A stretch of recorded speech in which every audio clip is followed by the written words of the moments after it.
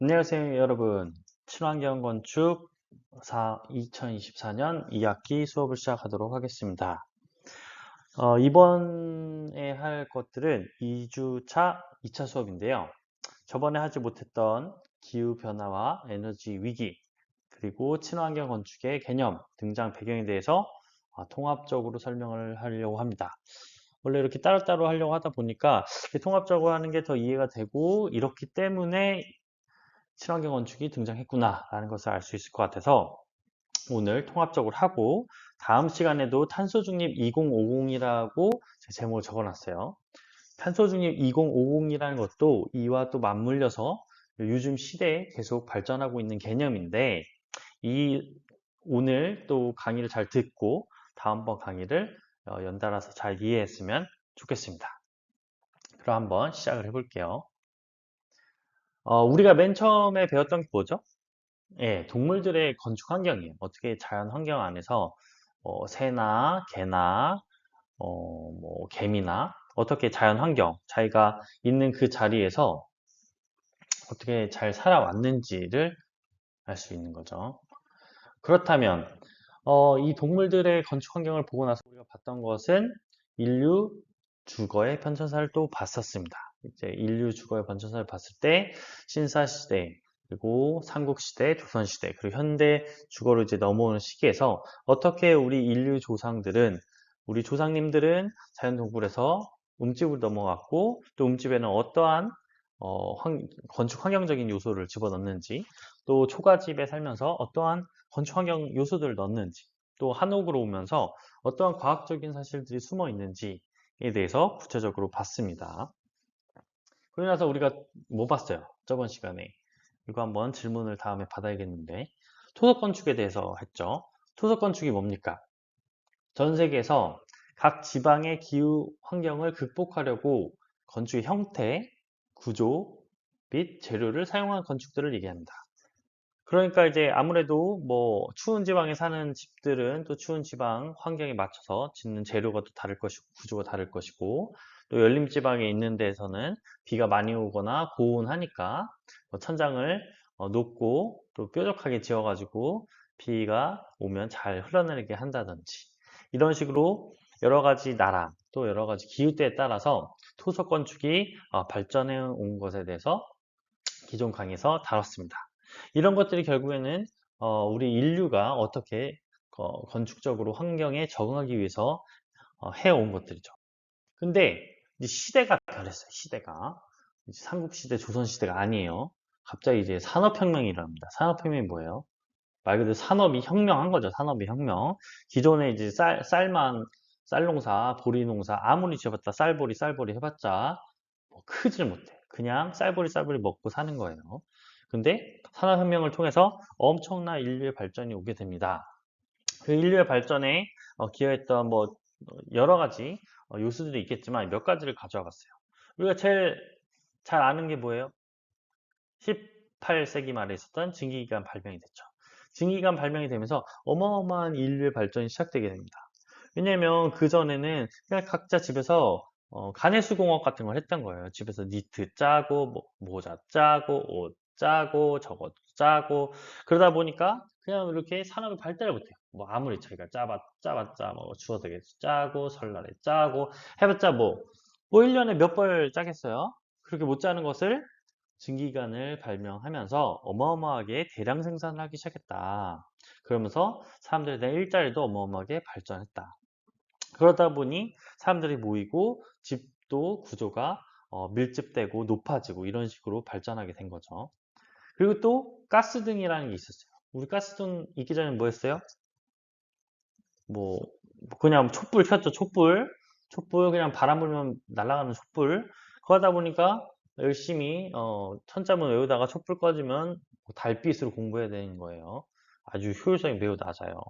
그래가지고 이제 가스등이라는 게 발명이 되니까, 야, 가스만 있으면 언제 어디서든 얘를 가지고 이제 키는 거예요. 그러니까 이제 너무너무 세상이 좋아진 거예요. 뭐 위험도 줄겠죠. 아무래도 뭐, 뭐 불빛이 있는 곳에서는 범죄도 줄어들 거니까 이렇게 사회가 큰 변화가 오게 됩니다. 거기다가 또 냉동기도 발명했어요. 냉동기 발명은 뭐가 좋아요? 냉동기 발명하면 우리 여러분들 아이스크림 먹을 수 있어요? 못 먹어요, 아이스크림. 아이스크림이 생길 수가 없죠. 냉동기가 없으면. 그리고 뭐 얼려 먹는 거를 하다 보니까 아무래도 유통기한이 늘어나는 거예요. 우리가 여름에 이제 덥고 습하게 되면은 유통기한이 적어서 그 얼마나 그 보관도 잘 못하고 곳간에 쌓아둔다 하더라도 이제 막 쥐가 파먹고 막 해가지고 그 유통기한이 너무 짧고 보관할 장소가 어마어마하게 그냥 늘기만 하고 이제 효율성이 떨어졌죠. 근데 냉동기가 발명되면서 그 공간에 대해서 효율성이 엄청 생긴 거죠. 정말 그 얼음을 이렇게 구하지 않고 뭐 아주 추운 곳을 따로 가지 않더라도 바로 옆에서 우리가 냉동기를 활용해서 음식물을 보관함으로써 공간적으로도 효율적으로 나올 수 있게 된 거죠. 바로 이제 실내에 들어오기도 한 거고요. 또 백열전구가 있죠. 백열전구 되면서 에디슨, 예, 우리 슈퍼 천재 에디슨. 백열전구 되면서 어마어마하게 이제 우리가 밤에도 언제든지 불을 켜고 가로등이 있는 곳에서 지낼 수 있게 됐죠. 그리고 엘리베이터 역시 19세기에 발명이 됐어요. 엘리베이터. 제가 알기로는 이제 CES라고 있습니다. 그 라스베가스에서 매년 1월 달에 열리는 CES라고 하는 가전 박람회가 있는데 거기서 최초로 소개했던 걸로 알고 있어요. 이 엘리베이터를 발명함으로써 우리 건축적으로 어떻게 달라졌어요? 예를 들어서 우리가 한옥집이나 촌까지 1층밖에 안 짓죠. 근데 엘리베이터를 만약 우리나라 사람들이 뭐 자연식 개발했다. 그럼 어떻게 돼요? 그러면 한옥집이 아마 2층, 3층, 막 5층, 10층 막 이렇게 항공사 9층 석탑이 하는데 그건 진짜로 남아있진 않죠. 진짜로 이 엘리베이터가 우리나라에서 발명됐으면 우리나라가 어마어마한 발전을 했을 겁니다. 왜냐하면 건축이라는 것이 한 층, 단층으로만 이루어져서 옆으로 퍼져나가게 되면 그만큼 밀집이 되지 않기 때문에 산업이나 상업이 발달하기 어렵기 때문이죠. 이러한 엘리베이터 발명으로 인해서 한 공간 안에서 수직적으로 사람들이 2층, 3층, 4층에도 살 수 있게 해주고 2층, 3층, 4층에 상업적인 건물이나 창고가 들어서게 함으로써 같은 땅 안에서도 엄청나게 많은 효율을 가져오게 된 멋진 발명품입니다. 우리 건축가가 봤을 때는. 이런 것들이 이제 산업혁명 때 생기기 시작했죠. 그러면서 이제 어떤 일들이 일어났냐. 건축적으로 건물들이 이 앞에 있었던 여러 가지 발명품으로 인해서 고층 빌딩으로 변하게 됩니다. 여기 어디입니까? 여기 가봤어요? 맨하튼. 예, 그렇죠. 맨하탄이죠. 맨하튼인데 그 뉴욕의 맨하탄을 가보면은 이렇게 엄청나게 고층 건물로 유명합니다. 그래서 뭐 엠파이어 스테이트 빌딩이라고 하든지 뭐 다른 뭐 전망대를 가서 여러 가지 이 고층 빌딩을 보는 또 마천루라고 하죠. 이런 걸 보는데 유명하기도 해요. 이런 것들이 이제 산업혁명 이후에 고층 건물을 짓게 되고 이제 어떻게 하면 건물을 높게 지을 것이냐, 초고층 건물로 갈 것이냐 쪽으로 발전하게 된 엄청난 계기가 되게 됩니다. 한국에서도 뭐 유명하죠. 한국 하면 뭡니까? 아파트죠, 아파트. 우리나라처럼 이렇게 수많은 아파트가 한강을 주르르 가고 강을 따라서 쭈루루 한강뷰가 보이는 쭈루루 이런 아파트가 지어진 데는 전 세계에 없어요. 이렇게 똑같이 생긴 아파트들이 성냥갑처럼 작작작작작 이렇게 모였죠. 이건 아마 일산일 겁니다. 일산이랑 뭐 분당 이제 일기 신도시를 지을 때 계획적으로 지었죠. 그래서 이제 쭉쭉 뻗게 도로는 이제 여기도 보면은 이제 십자로 쭉쭉 이렇게 짓기도 하고 거기에 계획적으로 일사량과 배치 그 계획을 딱 짜가지고 건물들이 쭉쭉쭉쭉 성냥갑으로 쌓아진 걸 볼 수가 있어요. 그리고 그 주변을 조경 계획을 세우기 위해서 도로 주변으로 나무들이 이렇게 가로수들이 이렇게 쭉 쓴 것도 볼 수가 있겠죠. 이런 식으로 건물들이 예전에는 쭉 퍼져나갔던 초가집이나 기와집에서 이제 위로 막 20층, 30층 집도 짓는 아파트로 온 나라가 뒤덮이기 시작했습니다. 그러면서 최근에 환경 문제가 아주 큰 이슈가 있었죠. 여러분들 뭐 어렸을 때부터 많이 얘기 들었을 거예요. 요즘에는 이런 표현을 좀 잘 안 쓰죠. 워낙 심각해진 표현이 이제 기후 위기, 기후 뭐 폭망, 뭐 기후 뭐 망했다 뭐 해가지고 여러 가지 표현을 많이 쓰고 있어요. 근데 예전에 우리가 첫 번째로 봐야 될 많이 들었던 단어 바로 지구 온난화입니다. 지구 온난화가 뭐예요? 온실 효과로 인한 지구 표면의 온도 상승이 있는 거죠. 온실 효과는 또 뭡니까? 딱 그 맞는 그림을 하나 넣어봤어요. 우리가 너 온실에서 자란 것 같아. 막 이런 표현도 쓰죠. 온실이 뭡니까? 아주 그 따뜻한 곳에서 그 보호받으면서 자라는 곳이죠. 그러다 보니까 그 안에서 온도, 습도도 따뜻하게 할 수 있죠. 왜 그렇게 됩니까? 오른쪽 그림과 같이 태양에서 그 태양 그 열이 쭉 쏟아져 오면은 그 거기서 여러 가지 빛에서 열 같은 것들이 그 비닐 안에 갇히게 되고 비닐에서 나가지 못하는 거예요. 그러다 보니까 열은 쌓이는데 나가지 못해서 그 안에는 바깥 온도보다 몇 도가 항상 높게 되죠.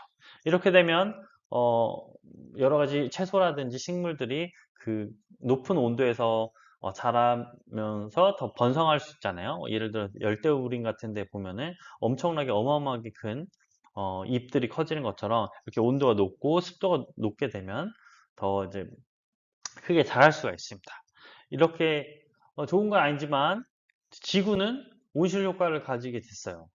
이렇게 뭔가 태양광이 빛이 쫙 씌어지면 태양빛을 어느 정도 튕겨내야 되는데 그걸 튕겨내지 못하고 그냥 그대로 흡수를 해버린 거예요. 그렇게 흡수를 해버리면서 지구가 점점 더워지게 된 겁니다. 더워지게 되면 무슨 일이 일어납니까? 지구 표면의 온도가 상승하게 되죠. 왼쪽 그림을 먼저 보기로 해요. 왼쪽 그림은 어 이제 현재와 2020년대 이제 예전이죠. 현재라고 하면은 이게 10년 전의 그림이에요. 2010년도에 봤을 때 한대, 온대 북부 이렇게 파란색이 있는 게 추운 지방이고 빨간 지방이 이제 더운 데죠. 근데 2020년대에는 어떻게 됐습니까? 보니까 이거 뭐야 예언을 했는데 예언이 맞았어요, 진짜로. 지금 예언보다 지금 더 더워진 것 같아요. 우선 가장 남해 쪽을 보자고요. 남해 쪽 보니까 아열대가 생겼다고 합니다. 근데 제가 보기엔 이거 아열대가 더 올라온 것 같아요. 아열대가 생겨가지고 예전에는 없었던 그 막 동태나 뭐 오징어 잡혀야 되는데 갑자기 막 그 열대어가 우리 동해 바다, 남해 바다로 왔다. 이상하게 거북이가 보인다. 원래 거북이는 막 하와이나 막 저기 사이판 이런 데 있어야 되는데 막 그런 것들이 막 생기기도 하고 저 함대랑 온대가 엄청나게 추운 뭐 개마고원 막 이런 데 있어야 되는데 그런 것들이 파란색이 점점 줄어버렸죠. 그리고 노란색이랑 주황색이 점점 늘어나고 있다. 이런 식으로 지구 표면의 온도 상승이 있음으로써 한반도 산림 생태 지도도 계속 바뀌고 있다는 거예요. 오른쪽 그림은 뭡니까? 이게 IPCC라고 하는 국제기구에서 만든 평가 보고서예요. 이제 1차, 2차 그리고 이런 식으로 계속해서 기후변화 평가 보고서를 쓰고 있는데 6차 기후변화 평가 보고서에서 가져왔습니다. 가져왔더니 어떻게 됐냐면 1850에서 1900년 대비 기온 상승이 플러스 1.1도 됐을 때의 시나리오, 플러스 1.5도 됐을 때 시나리오, 2도, 4도 됐을 때를 초록색, 주황색, 그리고 진한 주황색, 그리고 빨간색으로 표시를 한 거예요. 그렇게 됐을 때, 뭐 하나만 설명해 봅시다. 플러스 1.5도가 됐다고 쳐요. 그러면 어떻게 되냐? 10년 빈도 가장 더운 날 기온이 1.9도나 올라간다는 거예요. 지금도 더워 죽겠는데 1.9도 올라가면 막 40도 찍겠죠. 거기다 가뭄은 10년 빈도 가뭄 발생 증가가 2배 늘어난대요. 지금 뭐 이렇게 쨍쨍하게 이제 햇빛이 비치는데 더 가뭄이 더 2배로 생긴다는 거죠. 1.5도 또 올라가면 강수량은 10년 빈도로 비가 많이 내린 날에 발생 빈도가 1.5배 증가하게 되고 그만큼 이제 강수량이 많아진다는 거예요. 되게 아이러니한 거죠. 강수량은 많아지는데 가뭄은 2배로 늘어난다. 그게 뭡니까? 올 때는 왕창 쏟아지고 안 올 때는 아예 안 온다. 이제 아주 사람이 살기 어려운 환경이 돼가는 거죠. 눈도 이제 따뜻해지잖아요. 점점 지구가 따뜻해지니까 마이너스가 되는 거예요. 현재로 따졌을 때 눈이 점점 줄어든다. 근데 열대 사이클론은 증가한다는 거예요. 우리가 열대 사이클론이라고 하는 것은 결국에 열대 지방에서 공기가 따뜻해져서 공기가 올라가다 보니까 사이클론이 생기는 건데 그 사이클론이 점점 지구가 따뜻해지면서 더 많이 발생할 수 있을 거다라고 예측을 하고 있는 겁니다. 무서운 거죠. 그리고 또 이제 우리 나라에 적용되는 제가 이제 기사를 한번 가져와 봤어요. 왼쪽 그림 같은 경우는 제목이 뭐예요? 바나나, 파파야, 파인애플이 한반도 작물 지도가 바뀐다라고 합니다. 해남군 어디입니까? 해남. 저 땅끝 마을이죠. 저희 남해에 있는 거. 해남군. 신소득을 얻고 있는 것들이 아열대 작목으로 하고 있대요. 이 아열대 작목이 바나나, 파파야, 파인애플인데 이런 작목들을 계속해서 확대하고 있다고 합니다. 이게 2022년이에요. 벌써 2년 전이에요. 벌써 2년 전. 지금 어때요? 더 더워졌으니까 더 막 확대 더 많이 해가지고 바나나, 파파야, 파인애플은 더 뭐 어떻게 보면 더 싸질 수도 있지만 이 한반도의 지도가 엄청나게 바뀌고 있는 거죠. 그래서 2026년까지 이렇게 더 늘린다고 합니다. 오른쪽 그림은 뭐예요? 북상하는 주요 작물 재배지입니다. 야, 이거 기상청에서 가져온 거여서 우리가 이제 왼쪽 아래를 먼저 볼까요? 30년간 한반도 평균 기온 변화 추이를 봅시다. 이걸 보면은 이거 다니는 도시죠, 도시. 도시 봤을 때 80년대에 비교했을 때 2000년을 봤더니 쭉쭉쭉쭉 올라서 2014년도에는 13.1도씨가 더 평균 기온이 올랐다고 하는 거예요. 그러다 보니까 어떻게 되냐면 이 한라봉, 여기 제주도 한라봉, 여기가 있었어야 되는데, 이게 저 위에서도 이렇게 나주랑 김제에서도 재배가 된다 이거예요. 되게 웃긴 거죠. 우리가 옛날에 생각하기에, 감귤, 뭐 한라봉 이런 거는 제주도에서만 난다고 배웠어요. 저 어렸을 때는. 대구에서는, 제가 배웠을 때는, 나이 차이가 날 수도 있겠지만 사과가 대구가 유명하다. 부사가 유명하다. 영덕, 안동 이런 데 했어요. 근데 이제 어떻게 됩니까? 위로 올라갔어요. 이제 사과가 너무 여기가 더워가지고 이제 못 키우는 거예요. 그러니까 오히려 평창, 영월, 강원도에서 자라는 겁니다. 그리고 포도도 유명하죠. 경산이랑 영천이 유명했는데 어떻게 돼요? 조금 더 이제 온도가 올라가다 보니까 영월 저 위까지 올라가서 이제 길러야 되는 거예요. 이게 점점점 올라가고 있다는 거예요. 올라가는데 여기를 또 뭘로 채우냐? 바나나, 파파야, 파인애플로 채우긴 해요. 그러다 보니까 이제 여러 가지 주요 작물 재배지가 계속 바뀌고 있다는 걸 보여줍니다. 그리고 지구 온난화의 영향으로 인해서 지구 표면의 온도 상승하고 있죠. 이거 19년이에요. 19년 뉴스를 먼저 보면 지구 최근 5년간 가장 뜨거웠다.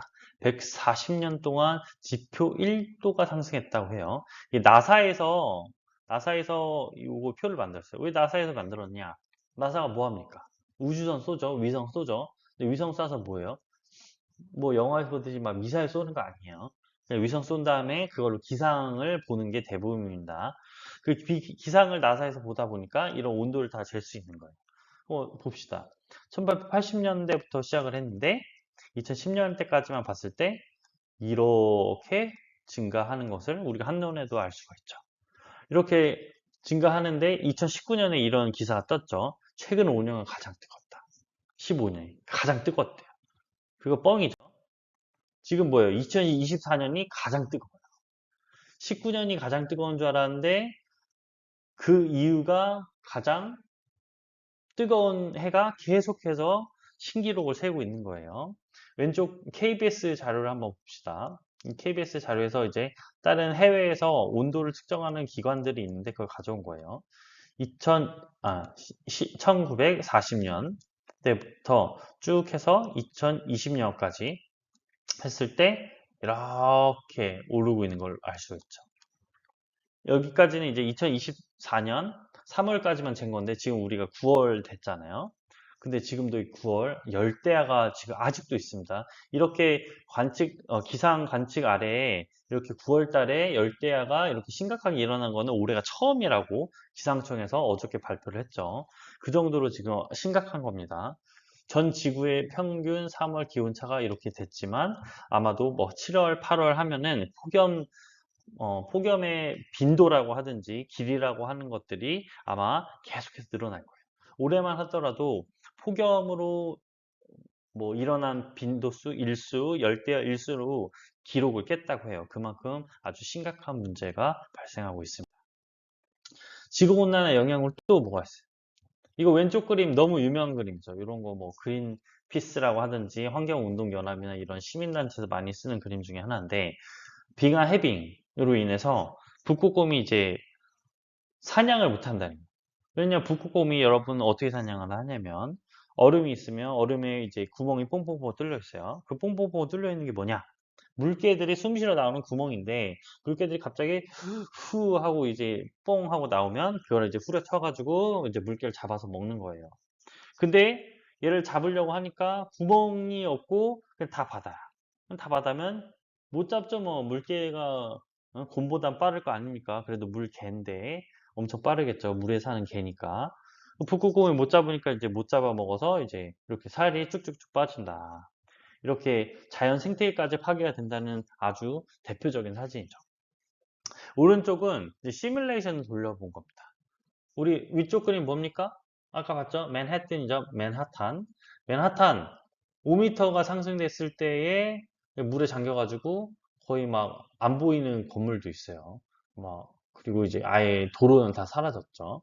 그리고 이제 아래 그림 봤을 때도 마이애미라고 있죠. 마이애미 많이 들어봤죠? 그 미국에 있는 가장 남쪽 단에 있는 이제 뭐 해변가로 유명한 도시죠. 근데 거기에 이제 다 잠겨버린다.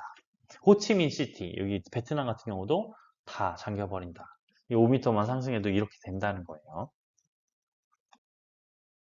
그리고 그린란드 빙상의 연간 고도 변화를 이제 한번 측정을 해본 네이처 알죠? 네이처 엄청 유명한 저널지죠. 논문 논문이 나오는 거기서 이걸 측정을 해본 거예요. 그랬더니 2011년부터 2021년까지 한번 측정을 했더니 어떻게 돼요? 고도가 쭉 떨어진다. 그게 뭡니까? 높았던 빙상이 점점점 낮아진다. 빙하가 해빙하고 있다라는 것을 얘기를 하는 거죠. 빙하가 해빙하면 어떻게 됩니까? 그만큼 물이 많아지니까 해수면 상승하겠죠. 해수면이 상승하면 아까 우리가 전에 사진에서 봤던 것처럼 뉴욕이 다 잠기고 호치민시티도 사라지고 이런 식으로 이제 엄청난 변화가 전 세계적으로 벌어질 수 있다는 사실을 과학자들이 이렇게 수치적으로 나타낸 겁니다. 그렇다면 지구 온난화의 요인은 뭐 때문에 일어나느냐?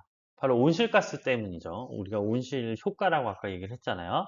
그 온실 효과를 잡는 그 태양빛이 빠져나가는 것을 막는 이런 가스들이 있을 거 아니에요. 그런 것들이 이제 이렇게 표현을 합니다. CO2, CH4, N2O 해가지고 뭐 메탄도 있죠. CO2도 있고 이산화탄소도 있고 이제 이 그림을 한번 보겠어요. 이 그림을 봤더니 이제 X축은 연도죠, 연도. 1000년에서 2000년까지 봤더니 우리가 1900년도, 1940년도 이쯤에 그 산업혁명이 일어나죠. 그러면서 별로 이렇게 왔다 갔다 간빙기, 해빙기가 지구적으로 이제 역사적으로 항상 있었다고 하는데 그것을 이제 깨버리고 어마어마하게 올라가는 걸 알 수 있어요. 온도가 올라갔죠. 오른쪽은 온도를 나타내는 것이고 왼쪽은 CO2를 측정한 그 측량 값을 ppm이라고 표현을 하는데 그것들도 역시 똑같이 올라가는 것을 볼 수 있어요. 이 그림에서 무엇을 알 수 있냐? 우리가 온도가 점점점 산업혁명 이후로 높아졌다는 것도 알 수 있지만 CO2도 그 순간 1940년 산업혁명 시기와 마찬가지와 함께 증가했다는 걸 알 수 있어요. 그러니 이 CO2와 온도에 상관관계가 있구나. 그래서 이러한 가스들이 온도를 올렸구나 라고 과학자들이 이런 지표를 그리고 그래프를 그리면서 알아낸 것들입니다. 그 CO2 배출량에 대해서 2014년에 있는 그림을 하나 가져왔어요. 이게 무엇을 뜻합니까? 그렇죠. CO2 배출량을 누가 많이 내느냐를 나라로 표시한 거예요. 어디가 제일 많이 합니까? 차이나. 역시 차이나. 다른 나라는 차이나. 만 넘게 가장 많이 이제 배출을 하고 있는 거예요. 차이나가 이제 그 연두색으로 표현이 되는데 연두색들이 다 아시아권을 얘기하는 것이죠. 두 번째는 USA. 미국도 엄청나게 큰 땅이다 보니까 USA에서 많이 하고, 세 번째는 어딘가요? 아마도 러시아 같아요. 러시아 땅도 많이 크고 여기서 이제 가스 생산량이 어마어마하게 많기 때문에 거기서 나오는 CO2 배출량이 어마어마했죠.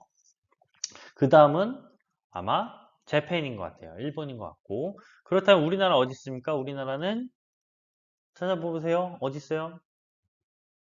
틴트는 이제 차이나나 재팬이 연두색이니 한국도 연두색이죠. 그렇죠. 저기 재팬 아래아래에 있습니다. 아, 코리아가 위위에 있어야 되는데 이 의도적으로 이걸 한 건지 그건 잘 모르겠어요. 그리고 캐나다 같은 경우는 또 많죠. 그리고 USA 이제 브라질 이렇게 표현된 게 이제 아메리카를 얘기하는 거니까 초록색으로 표시가 되어 있습니다. 이런 식으로 전 세계적으로 이제 2014년에 CO2 배출량을 보여주는데 지금 현재도 차이나가 1등으로 알고 있고 지금 인디아가 엄청 늘었다고 얘기를 합니다. 인도에서 어마어마하게 인구가 증가하기도 했고 거기서 벌어지는 산업들이 많기 때문에 그만큼 증가하고 있어요. 이것을 보면 우리가 생각이 들죠. 아니, 그러면 중국을 엄청나게 규제를 해야 되는 거 아니냐. 어? 일본도 규제해야 되는 거 아니냐. 물론 그렇긴 해요. 그렇긴 한데, 또 이제 중국은 억울하다고 합니다. 아니, 그 전에, 미국이나 유럽 같은 경우는 엄청나게 발전해서 산업혁명도 이제 영국에서 일어났잖아요. 그럼 너희들은 산업혁명을 통해가지고 엄청나게 CO2를 배출을 했는데, 뭐 그 당시는 1940년대는 이런 CO2 배출을 되지 않았으니까 2010년 이후에나 이런 그림을 그렸잖아요. 이런 측정을 했으니. 아니 그러면 그 이후에 사실 우리가 너희들 따라잡으려고 이제부터 열심히 우리가 산업 체계도 만들고 공장도 만들고 일도 열심히 해가지고 CO2가 많이 나왔어. 근데 지금 이제 CO2가 많이 나오니까 줄이라고 하는 거는 너무 억울하다. 니네는 그렇게 열심히 한 다음에 이제 좀 줄어가지고 있고 우리는 이제부터 많이 생산해서 GDP도 올리고 우리나라 발전하려고 하는데 이런 식으로 해야 되냐. 이러면서 지금 티격태격 하고 있어요. 유엔 가면은 항상 티격태격 하죠. 중국이랑 미국이랑 뭐 다른 외교적인 문제도 있겠지만 이 전 세계적으로 가장 중요한 이슈가 지금은 기후 위기 또 탄소 중립이기 때문에 이런 이슈 때문에 어떻게 하면 인도나 중국이 기존처럼 발전한 뭐 유럽이나 미국 같이 똑같이 우리가 규제를 해야 되느냐 하지 말아야 되느냐 아니면 인센티브를 따로 줘야 되느냐 아니면 기간을 더 늘려줘야 되느냐 이런 식으로 많은 이야기들이 지금 나오고 있어요. 그리고 CO2 배출 요인을 보면은 아까 얘기했듯이 꼭 CO2 뭐 다른 또 배출가스도 있겠지만 폐기물 뭐 농업 축산 여러분들 유명하죠. 뭐 이제 메탄가스가 어디서 가장 전 세계 많이 나오냐 하면 어디입니까? 예, 소트름이죠. 소트름. 소가 그렇게 위가 4개나 있다고 하는데 트름도 엄청나게 많이 하나 봐요. 소가 이렇게 트름을 하면서 이제 메탄가스가 어마어마하게 나온다고 해서 이게 바로 온실 효과에 큰 영향을 준다고 합니다. 그리고 또 우리가 이제 결국에는 뭐 고기만 먹는 게 아니라 쌀도 먹어야 되니까 식물도 재배하는데 거기에 대해 쓰이는 비료도 많고 거기서 생기는 이제 여러 가지 요인들이 또 작용하고요. 우리가 또 에너지 사용을 했을 때 에너지라고 하면 이제 뭐 여러 가지가 있겠죠. 뭐 우리가 지금 듣고 있는 이 강의에 쓰고 있는 전기 에너지도 역시 뭐 석탄을 떼어서 만들었다든지 뭐 여러 가지 뭐 신재생 에너지를 했다든지 그런 과정에서 나오는 또 CO2라는 게 있을 수 있고요. 산업 공정에서 엄청나게 많이 나오겠죠. 산업에서 뭐 철을 만든다 치면 철을 만들 때 CO2가 어마어마하다고 합니다. 그래서 철강 산업에서 지금 탄소 중립으로 인해서 어떻게 하면 이런 CO2를 줄일 것인가에 대해서 고민을 하고 있다고 합니다. 그리고 자동차나 뭐 에어컨, 냉매들 이런 데서 많이 나오죠. 그래서 예전에는 냉매 그 뭐 에어컨이나 또 냉장고에 쓰던 것들에 대해서 프레온 가스를 썼었다가 그런 것들을 쓰지 말자. 이게 온실가스에 어마어마하게 영향을 많이 끼치더라는 걸 과학자가 찾아냈죠. 그래서 결국에는 규제를 해서 없어져서 지금은 쓰지 않고 있습니다. 그럼에도 불구하고 이런 폐기물 농업 축산, 비료 사용, 에너지 사용, 산업 공정 이런 에어컨 냉매에서 아직도 어마어마한 온실가스를 유발하는 것들이 발생하고 있다라는 사실들을 알아야 합니다. 그러면 이제 우리 지구인도 살아야 되잖아요. 지구에서 뭐 나중에 화성을 갈 수도 있겠지만 일단은 지구에 살아야 되니까 기후변화 협약을 했습니다. 기후변화를 막기 위해서 국제사회가 엄청난 노력을 해왔는데 옛날부터 역사적으로 한번 보면 오른쪽 위를 한번 보면 돼요. 1972년부터 과학자들이 나왔어요. 역시 과학자들, 우리 공대, 이공계 화이팅! 과학자들이 국제적 법규 마련을 촉구를 했습니다. 그래서 UN 기후변화 정부가 위원회, 어려워. 그냥 영어로 얘기하면 IPCC라고 하는 것을 발족을 했습니다. 이 기후변화를 하는 데 있어서 정부 간에 서로 간에 약속을 하자. 그러기 위해서 만든 것을 이제 IPCC라고 하는 국제기구를 만들었어요. 그렇게 발족을 이제 1988년 우리 호돌이와 함께 이 발족을 했어요. 그리고 92년에 각국의 자발적 온실가스 배출 감축을 촉구하는 UNFCCC, UN 기후 변화 협약을 체결하게 됩니다. UNFCCC가 엄청 중요한 기구예요. 우리가 생소할 수도 있겠지만 이 전 세계적으로 이 UNFCCC에서 이제 당사국 총회를 계속 하고 있어요. 당사국 총회가 왼쪽 그림에서 박근혜 전 대통령이 있는 것처럼 COP21, COP라고 하는 당사국 총회를 하는데 이것을 주최하고 여기서 각 나라 정상들이 발표를 합니다. 우리나라에서는 얼마나 온실가스 줄일 거야, 어떻게 줄일 거야, 언제까지 줄일 거야. 그러니까 아주 중요한 역할을 하고 있죠. 97년에는 어떻게 됐냐? 선진국들은 온실가스를 2008에서 2012년에 1990년 대비 5.2 감축해야 된다고 교토의정서 채택했어요. 엄청나게 중요한 사건이죠. 여러분들 생각날 거예요. 아마 중고등학교 때 배웠어요. 교토의정서. 교토의정서를 통해서 처음으로 선진국들이 언제까지 1990년대 대비 얼마만큼 줄인다라는 것들을 약속을 한 엄청나게 의미 있는 사건이었죠. 근데 문제가 뭐냐? 2001년에는 미국에서 조지 W. 부시 대통령이 교토의정서 탈퇴했습니다. 이것 때문에 난리 났었죠. 하지만 교토의정서는 이제 발효가 2005년 2월에 됐죠. 그래서 2009년에 한국은 온실가스 배출량은 2020년까지 2005년 대비 우리는 90년이 아니라 2005년 대비 4% 주는 목표치를 아예 발표 선언을 했죠. 그럼 이제 지켜야 되는 거예요. 그리고 12월에는 뭘 했냐? 15차 유엔 기후변화 당사국 중에 말이 어렵죠. 보통 COP15에서 15, 그러니까 COP라는 게 15번째 열렸다. 이런 데서 지구온도 상승을 2도 이내로 제한하자. 2도 넘으면 아까도 우리 봤겠지만 가뭄이 엄청 증가하고 강수량은 또 똑같이 증가하고 뭐 사이클론도 엄청 증가하니까 이거 위험하다. 이 상승을 제한을 2도 아래로 반드시 해야 된다라고 얘기를 했습니다. 그리고 2011년 12월에 전 세계에서 195개국이 2015년까지 법적 구속력 같이 새로운 기후변화 체제 수립을 하자, 해보자 라고 얘기를 했고요. 14년에 이제 COP 20차에서 공통적이지만 차별화된 책임 갖는다고 얘기를 했어요. 앞에 얘기한 그거예요. 중국이랑 인도랑 똑같이 너희도 책임이 있다. 하지만 차별화를 줘서 너희는 그전만큼 뭐 미국이나 유럽만큼 뭐 발전을 많이 한 게 아니기 때문에 그만큼 유예를 시켜준다든지 그런 뭐 금액의 인센티브를 준다든지 이런 식으로 한다고 합의를 했고 드디어 가장 중요한 거예요. 이 기후변화 그리고 친환경 건축에 있어서 모든 것들이 여기서 뿌리가 된다고 할 수가 있습니다.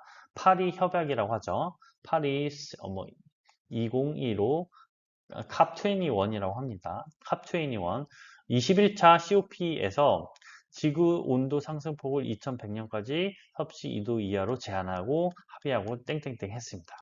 이게 왜 중요하냐면 파리 기후 총회가 컵21이 이루어졌을 때 이런 적이 없는 거예요. 196개, 제가 알기로는 195개입니다. 195개가 COP 당사국 정부 대표, 국제기구, 민간 단체들이 4만 명이 온 거예요. 4만 명. 어마어마하죠.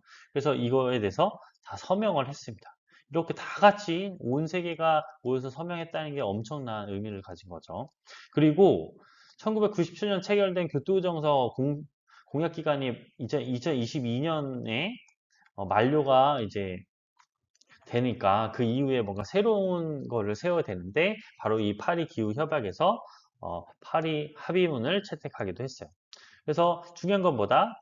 2도 이내 상승을 막자.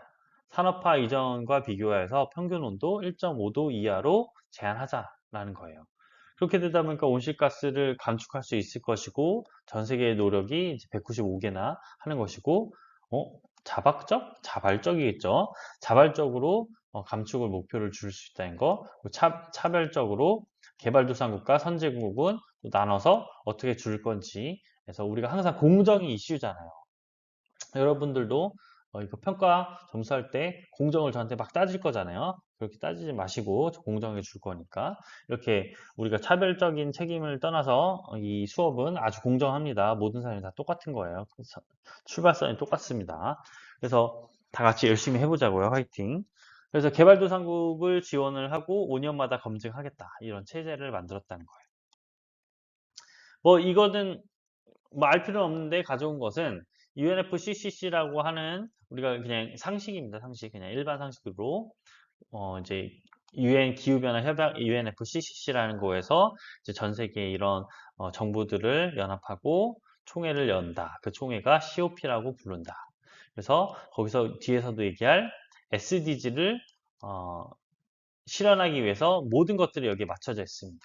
SDG라고 하는 것들은 UN 지속가능 발전 목표예요. 17개의 목표가 있고 169개 세부 목표가 있습니다. 여기서 당연히 친환경 건축이 들어가 있죠. 그래서 SDG는 뒤에서 조금 더 구체적으로 다룰 거예요. 근데 이 SDG를 목표죠. 목표, goals, GS, goals. 이 목표를 달성하기 위해서 제일 중요한 게 뭐다? 과학기술이 엄청 중요하다고 얘기를 합니다. 우리 공대생 이공계 화이팅! 그래서 과학기술에 대한 이 다자간 협력을 증진하고 기술 메커니즘으로 어떻게 하면 기술을 우리가 발전시킬 것이냐. 우리가 건축적인 기술이 뭐 예전에 그냥 손으로 그렸다면 CAD를 그리고 이제 3D 모델링을 하잖아요. 그런 것 같이 기술 메커니즘을 통해서 온실가스를 줄 수 있다라고 지금 전 세계적으로 생각을 하고 있고 그리고 또 돈이 있어야 되는 재정 메커니즘 돈이 있어야 되잖아요. 펀드 그거 있어야 되니까 그걸 할 수 있는 기관들을 또 만들었어요. 여기 GCF 여기 제가 일했던 데예요. 여기 유엔에서 이거 얘기하려고 넣었어요. 그리고 IFCC 우리가 이제 얘기하는 이 협의체에서 보고서를 계속해서 내므로써 계속 온도가 상승하고 있느냐 어떻게 전 세계적으로 온실가스량이 되는지 이런 것들을 연구하는 그런 집단이기도 합니다. 그렇다면 이런 전 세계적인 상황 안에서 우리 건축은 어떻게 친환경적으로 계획을 하고 설계해 나가고 있는가에 대해서 이제 알아봐야겠죠. 기후 위기와 이런 에너지 문제가 계속해서 생기고 지구 온난화로 인해서 엄청나게 전 세계적으로 협약을 하고 정부가 이 노력을 하고 있어요. 그렇다면 어떻게 건축 분야에서는 이러한 노력을 참여하기 위해서 지금 계획이 돼 있고 진행 중인지에 대해서 오늘 설명을 하려고 합니다. 우선 첫 번째로 이러한 환경에 대해서 건축과 환경에 대해서 설명하는 책이 기원전 1세기에 있습니다. 되게 어마어마하죠. 기원전 1세기 로마의 건축가 마르쿠스 비트루비우스라는 사람이 이 저서를 썼어요. 건축 10서라고 하는 저서를 썼는데 여기 이 책 자체가 고대 유일한 건축서예요. 그래서 어떻게 하면 로마의 중정이라고 하든지 로마의 이제 계획이 어떻게 세워졌는지 그리고 기둥을 어떻게 세우는지 여러 가지 그 건축사로서의 역할을 하고 있고 여기서 이런 환경이 아주 중요하다. 이 아키텍처를 하는데 엄청 중요하다는 것을 얘기했어요.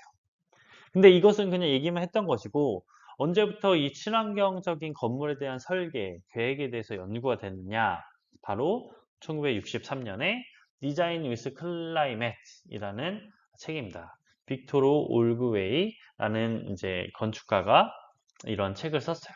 여기서 얘기하는 게 바이올로지, 아키텍처, 클라이메톨로지, 그리고 테크놀로지 이 네 가지 요소들이 다 같이 가야지만 정말로 우리 인류가 생존할 수 있고 이 지금 현재 시대가 원하는 건축이다라고 얘기를 하고 있습니다. 이제 엄청난 사람이죠. 1963년에 그런 체계를 잡은 거예요. 그렇다면 우리나라는 언제부터 이런 체계를 잡았냐? 우리나라는 어, 뭐 친환경 건축이라고 한 번에 얘기하기는 좀 어렵지만 이런 건축 안에서 환경을 중요하게 여기고 친환경적인 요소가 필요하다고 한 것을 이제 알게 된 것이 이런 석유 파동 댐입니다. 이, 이 그림이 보여주는 게 뭐냐면 Y축은 뭡니까? 배럴당 달러, 돈입니다. 돈, 돈이고 X축은 이제 연도를 보여주는 거예요. 이 돈이 원래 갑자기 확 뛰어요. 원래 갑자기 확 뛰어요. 이때가 뭐냐? 이제 여러분들 들어봤는지 모르겠어요. 그 예전 시대에 1974년 그리고 1980, 2, 3년쯤에 그 1차 석유 파동, 2차 석유 파동이라는 게 있었습니다. 이때 석유 파동이 뭐냐면 오펙이라고 하는 석유에 대해서 이제 생산하는 그 집단이 오펙인데 거기서 가격을 그냥 확 올려버린 거예요. 그래갖고 이거를 자기네 이제 이권, 정치적인 외교적인 것을 다 가져오기 위해서 확 올리니까 어떻게 돼요? 갑자기 나라가 휘청하는 거죠. 우리나라도 갑자기 1차, 2차 이 석유 파동으로 인해서 그 전에는 아시죠? 다 연탄 쓰고 석유 쓰던 건축물이 많았죠. 그러다 보니까 야 이거 안 되겠다 이렇게 석유 값이 엄청나게 올라가면 우리가 지금 겨울에는 춥고 여름에 엄청 더워서 뭔가 건축물을 잘 지어야 되는데 이거에 대응이 안 된다. 이런 석유 파동을 하고 나서 건축물의 열 손실 방지를 위한 조치를 드디어 1979년에 하게 됩니다. 그런 것들을 이제 나중에 배우겠지만 우리가 단열 설계 기준이라고 하는데 건축물의 단열과 열을 최대한 우리가 뭐 저번에 얘기했던 것처럼 텀블러처럼 이제 열이 빠져나가지 않게 또 열이 밖에서 추운 것을 막아주는 이런 단열 설계 기준을 이때 처음으로 만들었어요. 건축법에서 만들어서 우리나라도 이때부터 친환경 건축이 중요하다. 물론 이제 석유에서 시작한 거지만 친환경 건축이 대세가 돼야 된다라고 얘기하기 시작했습니다. 이 건축 환경의 이해에 대해서 여러 가지 우리가 많은 요소들이 있어요. 그 인간은 자연환경 속에서 생활을 하는데 우리가 보통 연구적으로 얘기할 때 거의 인간이 80% 90% 정도 실내 환경에서 생활한다고 합니다. 그리고 이 실내 환경이 그럼 그 실내에만 영향을 받느냐? 그게 아니죠. 사실은 자연 환경 밖에서 영향이 엄청나게 영향을 받는 거죠. 위에 그림을 보면 어떻습니까? 너무 많아서 하나씩 설명은 힘들겠지만 이 건물 안에 있는 실내 환경이다 하더라도 실외 환경에 있는 뭐 바람, 뭐 이제 환기를 해야 되니까 바람, 창문을 열면 바람이 온다든지 그 건축물이 있는 기후대에 따라서 뭐, 뭐 눈이 온다든지 뭐 비가 온다든지 할 수도 있고요. 뭐 갑자기 비행기가 날아가서 소음도 환경이죠. 환경. 건축 환경에서 음도 다릅니다. 소음이 뭐 이런 자동차로 인해서 생기기도 하고 그럼 보일러가 있으면 열을 이제 해야 되는데 막 드드드드 해가지고 막 소리 나면 이제 진동이 되기도 하고 이게 뭐예요? 예, 층간 소음이죠. 층간 소음도 건축에서 다릅니다. 그리고 이제 창문을 통해서 베란다를 통해서 조망하는 빛도 역시 우리가 건축 환경에서 다를 거예요. 그리고 이런 열에 따라서 땅에서 습기가 올라오고 열이 땅이 더 따뜻한데 겨울에는 어떻게 되나 여름에 어떻게 되나 뭐 이런 것들 이런 것도 건축 환경에 해당이 됩니다. 그래서 보통 우리가 건축 환경 안에서 크게 5가지 요소에 대해서 다룬다고 하면 온열, 열에 대해서 다루고요. 빛에 대해서도 다루고 또 소음에 대해서도 다루고 또 이제 어, 또 뭐가 있죠? 이 바람과 관련된 또 공기에 대해서도 다루게 됩니다. 이런 것들에 대해서 이번 학기에 계속해서 하나씩 짚어 나가도록 할 겁니다. 그래서 지구 환경에서 외부 환경을 보면은 뭡니까? 결국에는 태양 에너지가 인풋이 들어왔는데 장파장 적외선이 나가는 아웃풋이 있는데 문제는 지구에 남아있는 에너지가 많이 나가지를 못하고 이제 쌓이는 거죠. 쌓인다는 거는 아까 얘기했듯이 온실가스가 이제 막아가지고 뭐 이제 물론 처음부터 인풋을 튀겨내는 것도 있겠지만 거기서 이제 가지고 있어가지고 나가지 못하게 하는 에너지가 계속 쌓이고 있는 상태인 거예요. 그리고 기상과 기후도 건축 외부 환경에 해당되죠. 기상은 웨더, 기후는 클라이met인데, 우리가 기상청에서 얘기하는 건 그 어느 시점, 특정 위치, 오늘의 뭐 기상 이러면은 몇 시에 비가 옵니다. 뭐 이런 거 얘기해 주잖아요. 기후는 뭡니까? 장기간에 걸친 기상의 평균 상태를 얘기해요. 이 기후는 또 매크로와 마이크로, 지역과 미기후로 나뉘겠죠. 매크로는 큰 거, 마이크로는 아주 세부적인 걸 얘기하는 거죠. 그러니까 지역 전체를 보면은 대구, 광역시의 기후라고 얘기를 할 수 있겠죠. 대프리카다라고 할 수 있지만 대프리카 중에서도 달서구랑 또 수성구에 있는 건물에 따라서는 또 다르겠죠. 왜냐? 대지가 다르고 주변에 뭐 강이 있느냐 없느냐에 따라서 다를 수 있잖아요. 여기 그림과 같이 여기서는 이제 빛이 바로 쏠 수도 있지만 여기는 쉐이디드, 그림자가 있으면 또 건물이 어디에 있냐에 따라서 기후가 다르기 때문에 그것도 외부 환경에 큰 영향을 미친다. 그럼 매크로를 먼저 보면 매크로는 기상 요소, 지리 요소, 지역 요소가 영향을 미치는 거죠. 기상 요소에서는 일사, 기단, 강수량 같은 여러 가지 어, 영향들이 있고, 지리 요소는 우리가 전 시간에 배웠던 토속 건축처럼 이제 위도나 뭐 육지나 뭐 물이 얼마나 있느냐, 지대가 어디 고지대냐, 저지대냐 이런 영향이 있고요. 지형에서는 해발 고도, 그리고 방위, 주풍량, 토질이 뭘로 이루어졌느냐. 그래서 오른쪽 아래 그림도 우리가 저번 시간에 봤듯이 어느 위치에 있느냐에 따라서 토속 건축이 이제 뭐 대응하는 게 달라졌고 또 현대 건축도 달라지고 있어요. 그 왜 이러한 기상 요소가 생기느냐? 우리 과학적으로 우리 지구과학 때 여러분도 지구과학 안 배웠나요? 지구과학 때 이제 저는 배웠는데 이제 지구가 자전축이 23.5도 기울어졌다 이거예요. 그러니까 원래 이게 안 기울어져 있으면 계속 더운 데는 계속 덥고 봄, 여름, 가을, 겨울이 없는데 이제 불균등하게 일사량이 생기는 거죠. 불균등하게 하니까 어디는 덥고 어디는 추워요. 그럼 어떻게 되냐? 그러면은 이제 왼쪽 아래 그림과 같이 뭐 고압대와 저기압, 고기압이 형성이 이제 되는 거죠. 온도차가 생기니까. 그럼 기류가 형성이 되겠죠. 어디가 저기압이 고기압이니까 공기가 왔다 갔다 하게 되는 거예요. 이런 기류 패턴이 생기니까 계절 변화도 생기고 지구자전으로 편서양 같은 기류가 형성이 됩니다. 그렇게 되면 기류가 형성되면 구름, 바람, 비, 일조 같은 기상현상이 되는 것들이 되는 거죠. 우리가 지구에 살기 때문에 이런 기상 요소가 있는 거예요. 화성 가면 다르겠죠.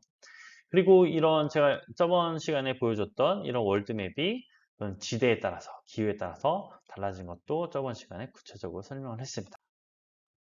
또 지리 요소도 있겠죠. 위도. 뭐 우리가 이제 뭐 앞에 그림과 똑같죠. 뭐 위도 60도에 있다, 30도에 있다에 따라서 열 받는 정도가 직각 정도가 다르잖아요. 이게 그 처마가 그래서 그 각도에 따라서 지어진다고 했죠. 그 태양 에너지 양이 다르다. 토양도 이제 어디 뭐 우리가 황토로 집을 지었고 어디는 나무로 집을 지었던 것처럼 그 어디서 그 지구 표면에 따라서 어떻게 태양열 흡수 용량이 다르니 어떻게 적응했는지 그리고 물이 있는지 없는지에 따라서 보여주는 거죠. 이 위도에 따라서 높은데 이제 캐나다 같은 경우는 이제 온도가 낮은 걸 볼 수 있고 위도가 적도 쪽으로 가고 있는 마이애미는 온도가 여름과 겨울이 더 높은 것을 보여주는 그림이죠. 또 지역 요소도 있어요. 지역 요소 뭐예요? 해발 고도도 있고 팬 현상 같은 게 있는데 해발 고도는 뭡니까?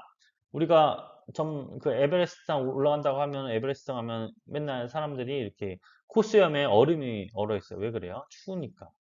올라갈수록 우리가 점점 추워지는 거예요. 여러분 아무리 팔공산 올라갔다 춥지 않아요. 거기 별로 높지 않아가지고 에베레스트산 정도 올라가야 좀 추워요. 한라산 정도 가도 좀 추워요. 그럼 이제 식생도 다르고 거기서 이제 온도도 점점점 낮아지는 걸 알 수 있죠.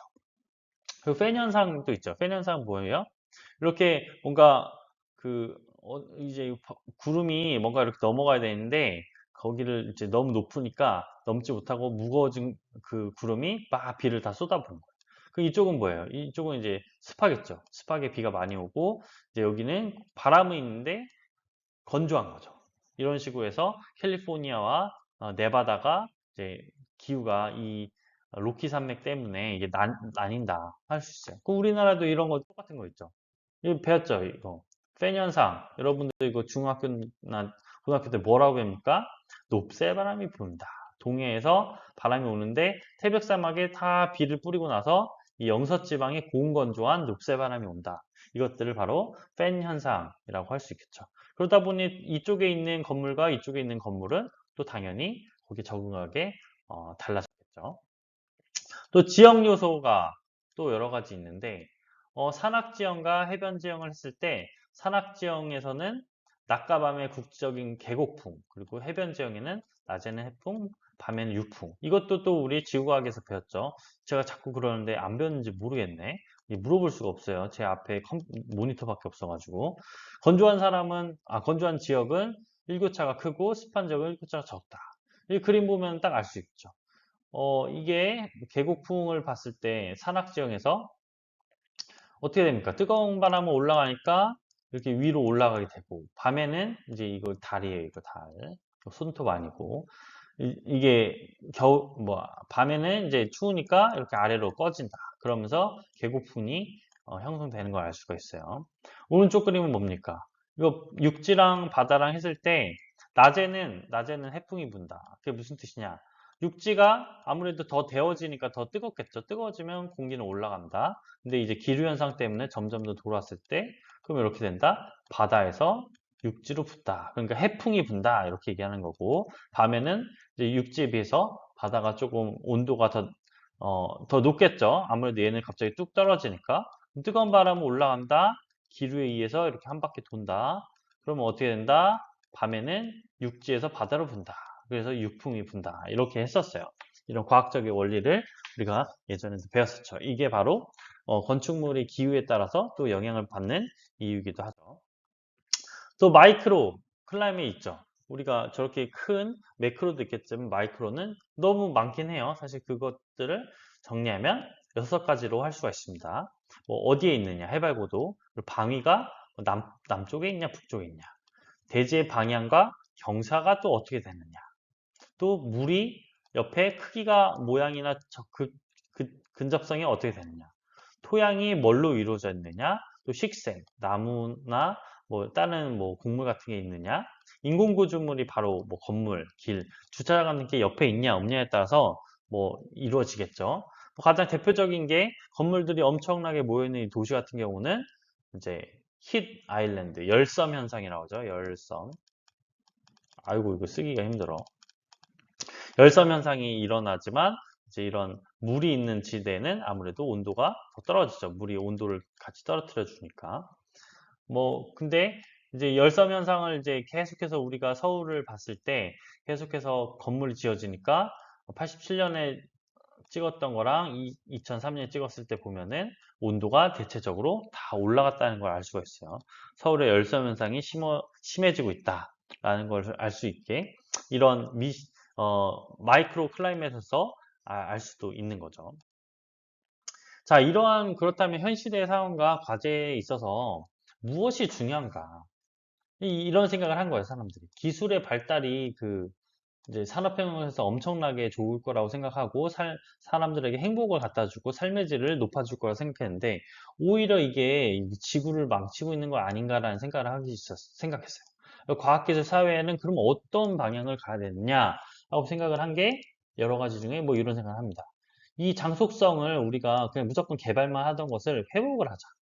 그리고 그냥 건물을 뚝딱뚝딱 무조건 짓기만 했는데 이 공간들을 재생을 하자. 이런 식으로 이제 건축적으로 도시적으로 생각을 하기 시작합니다.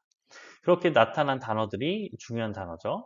지속 가능한 개발, ESSD, Environmentally Sound and Sustainable Development라는 표현이 나오기도 하고 UN에서 SDG 앞에서 설명했죠. 지속 가능 발전 목표를 세우기도 합니다. 여기서는 17가지를 하는데 여러분들 쭉 보세요. 건축이랑 가장 우리가 알아야 되는 게 뭡니까? 그쵸. 11번, 11번. 이제 뭐 다른 것도 뭐 해당이 되겠죠. 아무래도 뭐 기후변화 대응이라고 하든지 뭐 청정에너지도 되겠지만 11번 지속 가능한 도시와 공동체에서 무엇을 얘기하나 한번 볼게요. 이제 Sustainable Cities and Communities인데 여기서 이런 얘기들 합니다. 이거 그냥 하나씩 읽을게요. 2023년까지 모두를 위한 충분하고 안전한 적정 가격의 주택, 기초 공공 서비스에는 접근을 보장하고 빈민가 환경을 개선한다.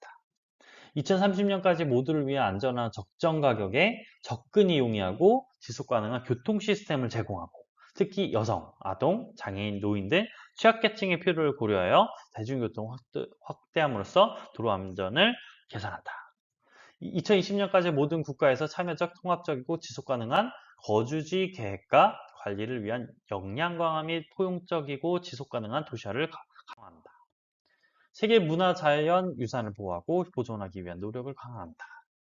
2003년까지 빈곤층과 취약계층의 보호에 초점을 맞추고 물 관련 재난을 포함해 재난으로 인한 사망과 피해자 수를 현저히 줄이고 글로벌 GDP에 영향을 미치는 직접적인 경제적 손실을 대폭 감소한다. 2030년까지 공기의 질과 도시외 여타 폐기물 처리에 특별한 관심을 기울이는 등의 방식을 통해 도시 인구 1인당 부정적 환경 요소를 축소한다. 2030년까지 여성, 아동, 노인 및 장애우를 위해 안전하고 포용적이고 접근 가능한 공공, 녹지 공간에 대한 보편적 접근을 보장한다. 국가 및 대륙별 발전 계획을 당하여 도시 및 도시근교, 농촌 간 긍정적인 경제사회 환경적 연계를 지원한다. 2020년까지 벌써 지났네요. 포용 자원 효율성, 기후변화 완화와 적응, 자연재해에 대한 보건력을 위해 통합된 정책과 계획을 채택하고 이행하는 도시와 주거지의 수를 대폭 늘리고 센다이 방제 프레임워크에 따라 모든 수준에서 통합재난 위험 관리를 개발하고 이행한다. 그리고 마지막으로 채빈국이 현재의 자재를 활용하여 지속가능하고 보건력 있는 건물을 건축하도록 재정적, 기술적으로 지원한다. 뭐 이런 것들에 대해서 전 세계 유엔에서 우리가 건축이나 도시를 할 때 꼭 알아야 되고 지켜야 하는 목표로 얘기해주고 있습니다. 그렇다면 이런 것들을 따라서 우리가 친환경 건축의 패러다임 전환이 벌써 일어났습니다. 그래서 모든 건축물에 대해서 우리가 친환경 건축이라고 하는 것은 반드시 여러분들이 생각하고 이쪽으로 일자리가 생기고 있고 더 생길 수밖에 없습니다. 원래 자연적인 메커니즘을 우리가 보면 문명이 발달하면서 어떠한 것을 배출하게 되죠. 쓰레기든 아니면 뭐 폐가라고 하든지 뭐 폐기물이라고 하든지 그럼 무질서가 발생되고 배출된 무질서에 자연이 또 개입하면 또 다시 우리가 질서를 찾는 거고 근데 여기서 우리가 에너지를 또 쓰고 이러면서 배출하고 이런 식으로 하면서 이제 자연을 망치고 있다는 생각을 하게 된 거예요. 그러니까 기술에 대한 비판적 시각과 생태주의라는 것들이 생각을 이제 하게 되고 자연과 인간의 조화 그리고 합의를 된 거, 그리고 파괴된 환경 문제를 우리가 대안을 찾자. 그래서 나왔던 개념이 처음에 나온 게 에코폴리스. 에코폴리스나 이제 에코시티라고 부르는 환경 보전 도시라는 측면의 단어가 나오기 시작했습니다. 환경의 보전과 활용을 도모하면서 생태계 측면에서 볼 때 다양하고 자립적이며 안정적인 순환 구조를 갖는 도시를 만들자라는 이제 얘기가 나오게 됐어요. 뭐 유사한 개념들 많습니다. 뭐 생태도시라고 하기도 하고 전원도시, 녹색도시, 자족도시, 에코폴리스, 압축도시 이렇게 얘기를 하고 이게 독일에서 많이 연구됐고 독일에서 많이 해왔어요. 기존 도시에 비해서 생태도시는 뭐 밀도, 기능, 토지 이용이나 에너지 자원, 주변 환경, 쾌적성 등에 대해서 여러 가지 면으로 이제 많이 이렇게 발전됐다는 것을 알 수 있어요. 이런 것들에선 제가 일일이 설명은 않겠지만 여러분들이 어떻게 이렇게 기존 도시에서 생태 도시로 넘어가는지에 대해서 철학이 바뀌었는지에서 꼭 한번 이 표를 꼭 외우고 있으면 좋겠습니다. 자, 그래서 이제 기존에는 개발 과정이 이득 지향형이었다면 이제는 생태적으로 커뮤니티 지향형으로 갑니다. 그래서 무조건 건물이 그냥 뚝딱뚝딱 그냥 막 짓는 것이 아니라 이 커뮤니티 안에서 어떻게 잘 어울릴 수 있는가, 이 커뮤니티 안에서 이 자원을 돌려줄 수 있는가, 또 그냥 무조건 무엇이든 편리한 것이 아니라 신중하게 환경 친화적, 건강하게 지어야 된다. 그리고 포괄적이고 윤리적, 개방적, 그리고 생태 중심적으로 지어야 된다는 것들이 우리가 철학적으로 우리 과학자 또 건축가가 가져야 되는 개념입니다.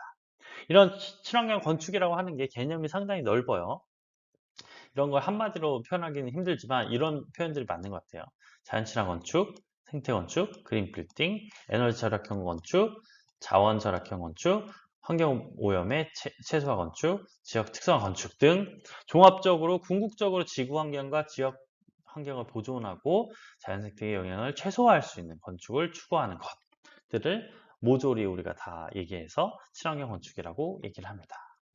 이 독일에서 시작된 이런 것들은 자연 조건의 최적 활용을 통한 화석 에너지를 절약하는 거고요.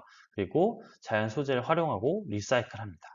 그리고 자연경관과 유기적으로 연계가 돼 있고 자연의 건강, 어메니티 아래 이렇게 써놨죠. 이런 것들에서 향상을 이끄는 것으로 요약을 할 수가 있어요. 그렇다면 우리는 이런 미래에 있어서 건축가의 자세는 어떻게 가져야 되냐? 우리가 공간을 그냥 무조건 만드는 거에 따라 거기서 이 공간을 어떻게 하면 친환경적으로 커뮤니티와 함께 어울리게 질 것이냐, 그리고 도시의 생명력을 회복할 것이냐, 어떻게 공간을 재생할 것이냐, 이런 것들을 우리가 가져야 합니다. 그래서 건축가의 자세는 우리가 써놓긴 했지만 한번 여러분들이 읽어보셨으면 좋겠어요.